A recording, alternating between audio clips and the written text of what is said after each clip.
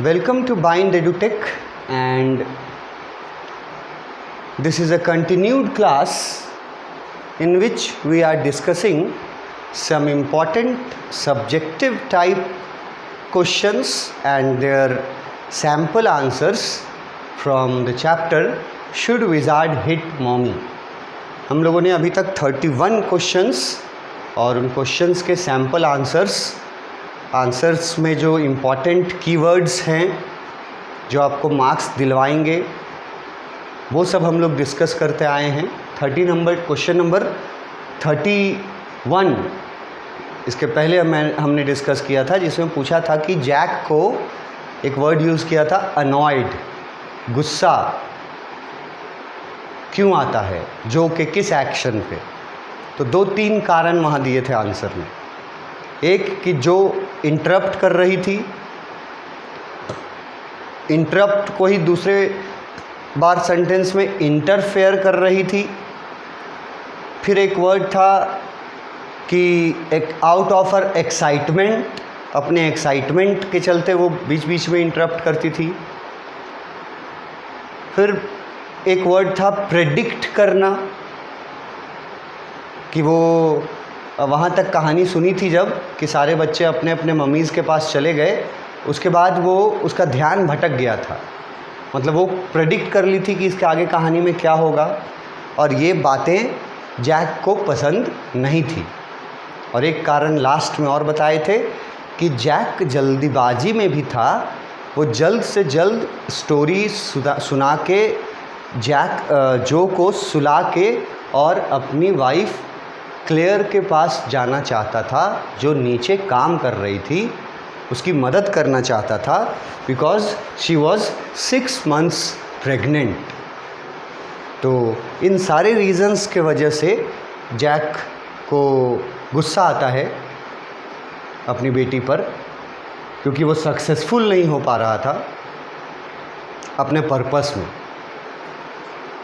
Question number 32, ये भी एक अच्छा क्वेश्चन है, इम्पॉर्टेंट क्वेश्चन के कैटेगरी में रखेंगे अगर वेरी इंपॉर्टेंट में ना रख पाएँ तो। पूछा है which 2 factors made Jack continue the story.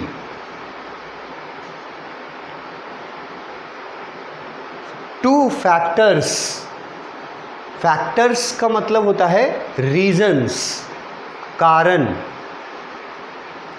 ऐसे कौन से 2 कारण थे जिसके वजह से जैक ने रॉजर स्कंक का स्टोरी कंटिन्यू किया था। अब कंटिन्यू करने का मतलब वही लोग समझ पाएगा जो पढ़ा होगा चैप्टर को। कंटिन्यू करने का मतलब है कि एक ट्विस्ट ला दिया था उस स्टोरी में। तो ऐसा कौन सा 2 रीजंस थे जिसके वजह से जैक को कहानी लंबी करनी पड़ी थी।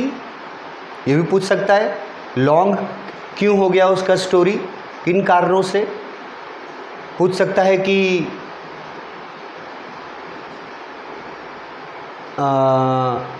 जैक को कंटिन्यू स्टोरी को एंड करने के जगह वहाँ से स्टोरी को नया ट्विस्ट देने की ज़रूरत जैक को क्यों पड़ा। ये भी पूछ सकता है, सेम आंसर रहेगा। यहाँ पूछा है कि 2 कारण कौन से हैं जिसके वजह से जैक को स्टोरी कंटिन्यू करना पड़ा था। और कंटिन्यू करने का मतलब तुमको पता होना चाहिए। कंटिन्यू कर रहा था, इसका मतलब क्या है यहाँ? मतलब है कि कहानी बढ़ाया था एक जगह वो, तो कहानी लंबा करने का, बढ़ाने को कंटिन्यू करना बोला गया। तो 2 कारण पूछ रहा है कि 2 मेजर फैक्टर्स कौन कौन से थे जिन 2 कारणों से जैक को कहानी लंबी खींचनी पड़ी थी। 2 कारण। अगर जो लोग स्टोरी पढ़ा है वो लोग कारण, जो 2 कारण है ना, वो 2 वर्ड्स में समझ सकता है, फिर उसको लिखने के लिए अपना सेंटेंसेस को इस्तेमाल करो। पहला कारण ये था कि जो का रिस्पॉन्स कहानी के प्रति, रिस्पॉन्स वर्ड लिखा है ना यहाँ, रिस्पॉन्स मतलब रिएक्शन। कहानी जब पूरा सुना के ख़त्म किया, मतलब वहाँ तक ले गया कि मॉमीज़ के पास सभी चले गए, उसके पहले जो ने एक सवाल पूछा था अपने फादर से, पापा जब मदर स्कंक ने रॉजर स्कंक का स्मेल फिर से चेंज करा के ओरिजिनल बैड स्मेल करा दिया, तो उन बच्चों के साथ जो दोस्ती हुई थी रॉजर स्कंक की नए स्मेल के कारण, उस दोस्ती का क्या हुआ? ये पूछा था। जिन लोगों ने चैप्टर पढ़ा होगा, जो ने अपने फादर से पूछा था, तो फादर ने उसको एक मतलब मैच्योर पॉइंट ऑफ व्यू से संतुष्ट तो नहीं कर पाया उसको, लेकिन आंसर में ये बता दिया कि धीरे धीरे करके इवेंचुअली वर्ड यूज़ किया था उसका फादर, इवेंचुअली। और ये इवेंचुअली वर्ड पर एक स्पेशल क्वेश्चन बना है कि ये इवेंचुअली वर्ड ठीक से प्रोनाउंस नहीं कर पाई थी। जो जिन लोगों ने कहानी पढ़ा होगा टेक्स्ट बुक से, वो लोग जान जाएंगे कि मैं कहाँ बात कर रहा हूँ, स्टोरी के किस पार्ट से। यही वर्ड था इवेंचुअली, जिसको कि जो समझ नहीं पाती है और मिस स्पेल भी करती है, पूछती है कि ये इवेंशील्ड जैसा कुछ मिस स्पेलिंग की थी कि इसका क्या मतलब होता है।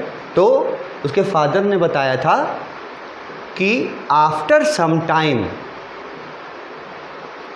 इवेंचुअली का मतलब होता है कि कुछ समय के बाद, या कहीं कहीं इवेंचुअली का मतलब सीधा सीधा निकलता है फाइनली। एक वर्ड होता है ना फाइनली, आखिर में, तो इवेंचुअली वर्ड का मतलब फाइनली ही होता है, सटीक। लेकिन अगर और गहराई में जाओगे तो उसका मतलब इस स्टोरी से निकलता है after passage of some time, कुछ समय बीत जाने के बाद। तो उसके फादर ने जब बोला कि धीरे धीरे करके जो दूसरे लिटिल क्रिएचर्स थे उनको रॉजर स्कंक का स्मेल का, बैड स्मेल का हैबिट हो गया। They got habituated to Roger Skunk's bad smell and now his bad smell did not bother them. ये बात कोट हम कर रहे हैं टेक्स्ट बुक से कि धीरे धीरे सारे बच्चों को आदत हो गई उसके स्मेल की, बैड स्मेल की, और फिर सभी बच्चों ने उससे अपना वो जो दोस्ती था वो कंटिन्यू रखा। ये बोल करके एक्चुअली में जैक जो को तसल्ली दिलाना चाहते थे, क्योंकि जो को ज़्यादा चिंता इस बात की थी कि अब जब फिर से ख़राब स्मेल हो गया तो वो जो फ्रेंडशिप हुआ था क्या वो फिर से टूट जाएगा। ये बहुत बड़ा चिंता का विषय था जो के लिए। तो उसके लिए उसके फादर ने ये बात उसको अपने तरफ से बना करके बताई थी कि देखो धीरे धीरे करके सारे बच्चों को हैबिट हो गया उसके उस स्मेल का, और फिर सारे बच्चों ने उसको उस स्मेल के साथ ही स्वीकार कर लिया, मतलब फ्रेंडशिप ख़त्म नहीं हुई। ये वो जो को सेटिस्फाई करने के लिए बोला था, और जो ने जो रिएक्शन दिया था ये सुन करके, वो रिस्पॉन्स यहाँ पे लिखा है, जो रिस्पॉन्स था वो सेटिस्फाइंग नहीं था। मतलब एट दैट टाइम, मतलब उस समय जब उसके फादर ने ये बात बोला कि eventually they got used to the bad smell of Roger skunk and now his bad smell did not bother them.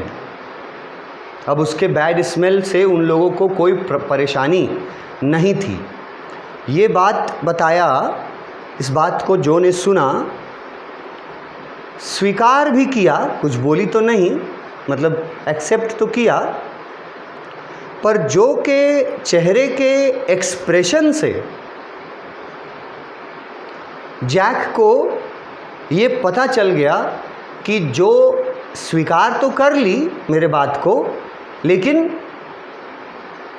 मतलब मन से नहीं स्वीकार की, बस एक जो दिखावा वाला होता है ना स्वीकार करना, वो स्वीकार की थी।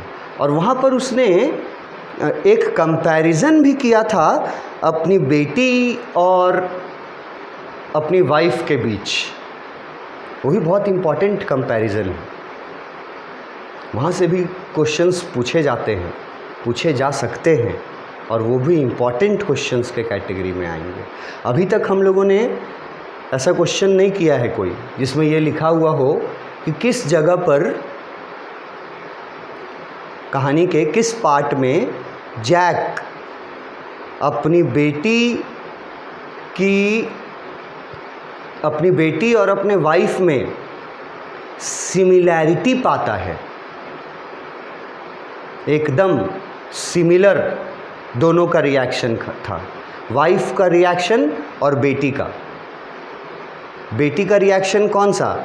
जब बेटी को ये बताया कि धीरे धीरे करके सारे बच्चों को आदत हो गया उसके बैड स्मेल का, और फाइनली उन लोगों ने उसको एक्सेप्ट कर लिया, ये बात बेटी को बताया।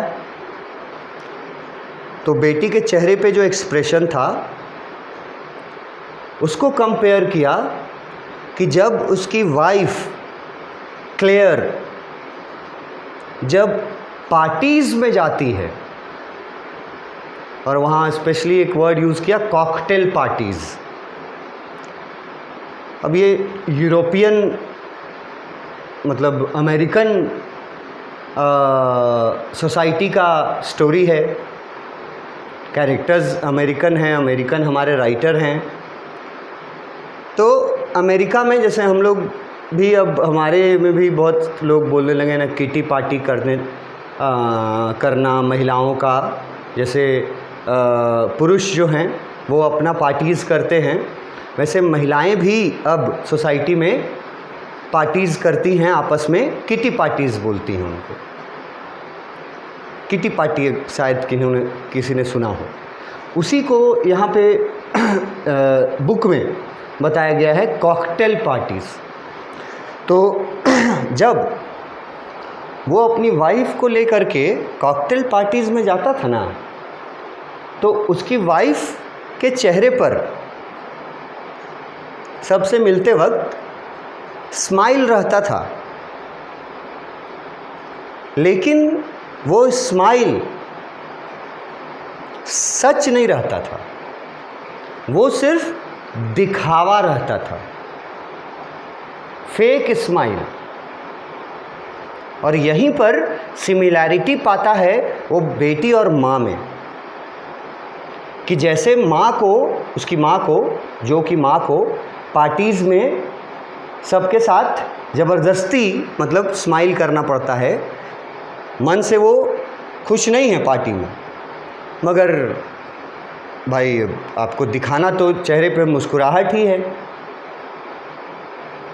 ये आप इस चीज़ को आप हम सब अपने लाइफ में कहीं भी रिलेट कर सकते हैं इस चीज़ को।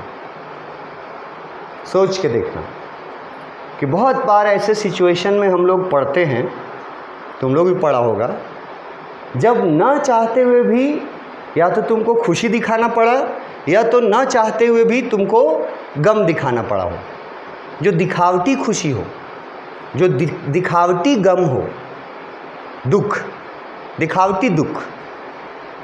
जैसे नॉर्मली अगर अपने सोसाइटी से हम लोग एग्ज़ाम्पल लें तो किसी के घर में किसी का डेथ होता है तो बहुत सारे लोग जाते हैं, पूरा सोसाइटी जाता है क्योंकि हम लोग सोशल हैं। तो सभी लोगों को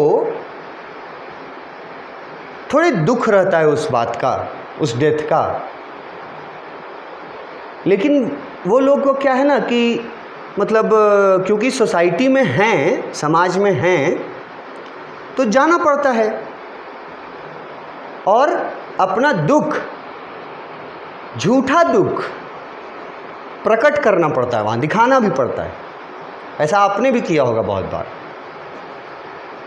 और खुशी में भी ऐसा चीज़ कि कोई ऐसा खुशी वाला ओकेज़न है जहाँ आप गए हैं, आप खुश नहीं हैं अंदर से, लेकिन आप मजबूर हैं, आपको दिखाना है कि हम खुश हैं। तो ऐसे ही मजबूरी में अपने चेहरे पे स्माइल लाती थी जो कि माँ, जैक की वाइफ क्लेयर, कब? कॉकटेल पार्टीज़ में। वैसा ही स्माइल जो के चेहरे पे नज़र आता है जैक जब कहानी सुनाता है तो, और जब कहानी में ये बात सुनाता है कि नहीं, दोस्ती से मतलब दोस्ती में कोई फ़र्क नहीं पड़ा था, धीरे धीरे करके सारे एनिमल्स जो थे वो दे गॉट हैबिचुएटेड, ये बात जब बताया था तो जो जिस तरह का रिस्पॉन्स दे रही थी वो रिस्पॉन्स देख करके थोड़ी देर के लिए जैक अचंभित, सरप्राइज्ड भी हो जाता है, क्योंकि वो तुरंत उसको रिलेट करता है कि जो रिस्पॉन्स अभी जो के चेहरे पर है, नकली, दिखावटी, वैसा ही रिस्पॉन्स उसकी मदर के चेहरे पे होती है जब उसकी मदर कॉकटेल पार्टी में जाती है। क्वेश्चन पूछा, यहाँ वापस आते हैं, 2 फैक्टर्स, 2 कारण कि कहानी को क्यों आगे बढ़ाना पड़ा था। आंसर में पहला लाइन है, while Jack was telling the story, जब वो जैक कहानी सुना रहा था, ही फाउंड, उसने पाया, that though Joe was exhibiting the desired response to the story, मतलब exhibiting, ये वर्ड देख रहे हो, ये वर्ड तुम लोग कहाँ सुने होगे? क्लास 9, 10th, 8th में भी सुने होगे। एग्जिबिशन लगता है स्कूल वगैरह में, साइंस एग्जिबिशन, वहाँ से लिया गया है। एग्जिबिटिंग, इसको अगर तुम नहीं याद रख सको एग्जिबिटिंग को, तो इसके जगह ना SHOW, ये वाला जो शो वर्ड होता है ना, ये यूज़ कर सकते हो। शोइंग, दिखाना, उसी को एग्जिबिट करना भी बोलते हैं। तो जब जैक कहानी सुना रहा था अपनी बेटी को, तो उसने पाया कि जो के चेहरे पर जो रिस्पॉन्स है स्टोरी का, जैसा रिस्पॉन्स जैक चाहता था कि जो संतुष्ट हो जाए ये सुन करके कि दोस्ती नहीं ख़त्म हुई, तो जो ने रिस्पॉन्स तो दिया, मगर उसका रिस्पॉन्स, यहाँ लिखा है, हर रिस्पॉन्स वॉज नॉट सिंसियर, अब ये वर्ड देखो, सिंसियर वर्ड, ये तो लेटर वगैरह में तुम लोग बहुत यूज़ किया होगा कभी, देखो याद करो, योर सिंसियरली हर लेटर में नीचे लिखते हैं ना, इसी वर्ड से है सिंसियर। और सिंसियर का मतलब क्या है? सिंसियर का मतलब है किसी के प्रति फेथफुल होना। सिंसियरली के जगह लेटर में ही हम लोग ऐड करते हैं ना, योर्स फेथफुली, आपका विश्वासी, हिंदी में लिखते हैं ना। तो ये सिंसियर वर्ड वही है। ये उसका जो का रिस्पॉन्स था, हर रिस्पॉन्स वॉज नॉट सिंसियर की लाइन है इस आंसर का। रीज़न, दो कारण पूछा है कि किन दो कारणों से जैक को रॉजर स्कंक वाली कहानी थोड़ी लंबी खींचनी पड़ी थी। पहला कारण यहाँ बता रहा है कि जब जो कहानी सुना दिया, जब बेटी को ये बता दिया कि फ्रेंडशिप नहीं टूटी, फ्रेंडशिप बनी रही, तो जिस तरह का रिस्पॉन्स वो चाहता था बेटी के तरफ से, वैसा रिस्पॉन्स दिया बेटी ने, लेकिन वो रिस्पॉन्स सिंसियर नहीं था। या अगर हम यहाँ ये लिख दें कि that response was not true,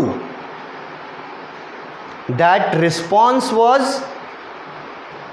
fake, FAKE, नकली, फेक रिस्पॉन्स था जो के चेहरे पर। और उसी समय लाइक कंपेयर करता है। ये क्वेश्चन भी बहुत इंपॉर्टेंस रखता है, अभी तक नहीं क्वेश्चन ये किए हो कि माँ और बेटी में वो कंपैरिजन करता है एक जगह, कब, कहाँ और किस बात का कंपैरिजन करता है। अगर ये क्वेश्चन पूछ दे, एकदम सेम आंसर देंगे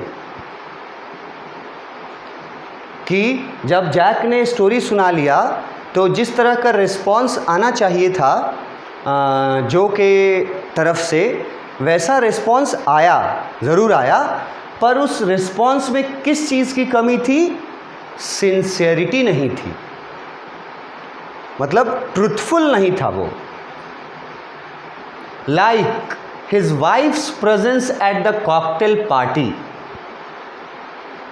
जो लोग स्टोरी पढ़े होंगे वो लोग इसको डिटेल में पढ़े होंगे कि जब वो अपनी वाइफ के साथ पार्टी में जाता था ना, तो उसकी वाइफ के चेहरे पे भी वैसा ही फेक एक स्माइल नज़र आता था जो जैक को अपने वाइफ के चेहरे पर।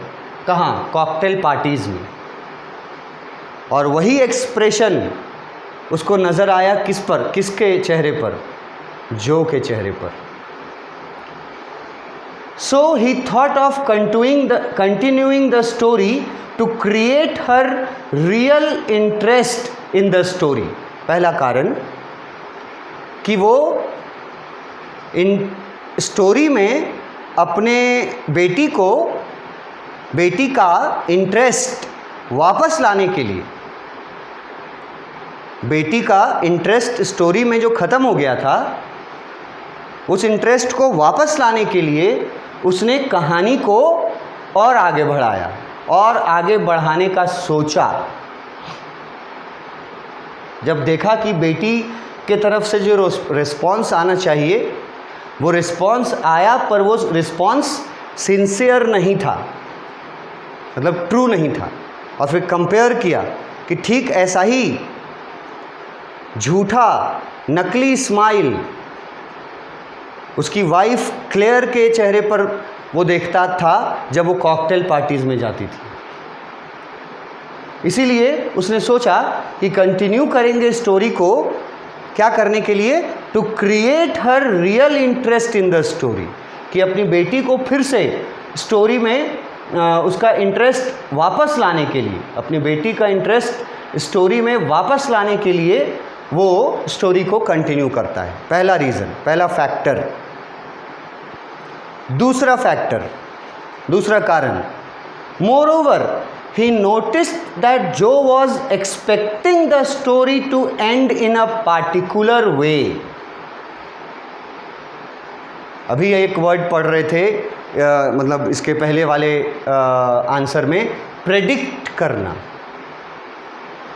बातों को, मतलब अपने हिसाब से बातों को समझ लेना कि आगे क्या होने वाला है। उस प्रेडिक्ट करने को यहाँ एक्सप्लेन करके लिखा है, देखो। वो नोटिस करता है कि जो एक्सपेक्ट कर रही है स्टोरी को एंड होने का इन अ पार्टिकुलर वे, मतलब वो पहले से ही सोच चुकी है कि ये कहानी भी अब बाकी कहानियों के जैसे ख़त्म हो जाएगी इस जगह पे पहुंच करके। ये जब उसने नोटिस किया, ये उसको बर्दाश्त नहीं हुआ। किसको? जैक को। He could not bear when women take things for granted. तो फिर वर्ड आया ग्रांटेड, ये वर्ड टेक्स्ट बुक में आया है, मीनिंग समझाए हैं। आपने अगर पढ़ा है टेक्स्ट बुक तो आपको भी इसका मतलब समझ में रहना चाहिए कि ये जो एक्सपेक्ट कर लेने वाला जो काम था, स्पेशली विमेंस का, यहाँ पे बेटी के बारे में बोला जा रहा है कि बेटी ने जो यहाँ तक सुन करके कहानी की सारे बच्चे अपने अपने मॉमीज़ के पास चले गए, यहाँ तक कहानी सुन करके बेटी जो है वो आगे का कहानी क्या करती है, एक्सपेक्ट कर लेती है खुद से कि एक पार्टिकुलर वे में कहानी ये भी एंड हो जाएगा, और ये बर्दाश्त नहीं करता है, नहीं होता है जैक से, क्योंकि उसका नेचर था कि वो चाहता था कि जब वो कुछ बताए तो लिसनर का, सुनने वाले का सारा ध्यान उस पर रहना चाहिए, उसके बातों पर रहना चाहिए। और यहाँ देखता है कि अब जो को कोई मतलब नहीं है कहानी के एंडिंग से। उसकी माँ उसको स्मेल वापस चेंज करा के ले गई ना, रॉजर स्कंक को, उसके बाद से कोई इंटरेस्ट नहीं था कहानी में। तो ये बात बुरा लगा जैक को, क्योंकि वो वुमेन के इस चीज़ को पसंद नहीं करता था कि वो किसी चीज़ को गेस करे कि आगे ये होने वाला है। इसीलिए इन दो कारणों किसके वजह से, पहला कि सिंसियर रिस्पॉन्स नहीं देखा, रिस्पॉन्स देखा लेकिन सिंसियर रिस्पॉन्स नहीं था बेटी के चेहरे पर। फिर कंपेयर भी किया कि ऐसा ही झूठा रिस्पॉन्स वाइफ के चेहरे पे भी आता है स्माइल के रूप में जब वो कॉकटेल पार्टीज़ में जाती है।